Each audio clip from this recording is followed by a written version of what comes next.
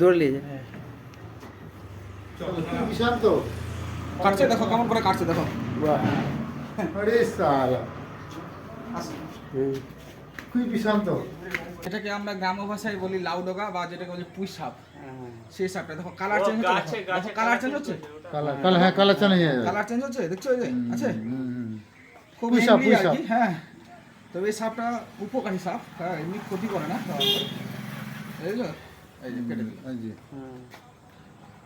এই যে কি বিশাল না কোটা হবে না। বিষ সাধারণত ছাড়ে কিন্তু খারাপ বলনি বিষই ওটা, কিন্তু এই সাপের বিষে একটা মানুষের পক্ষে কিছু নয়। আমাদের যে ধারণা আছে না বদ্ধমূল, যে এই সাপ কাটলে পরে মানুষ বাঁচে না বা এই ধরনের একটা ভুল ধারণা ছিল বা মাথায় কাটে, ওটা সম্পূর্ণ ভুল ধারণা। যতটা পরিমাণ এই সাপের বিষ রয়েছে একটা মানুষের পক্ষে মৃত্যুর জন্য কিছু নয়।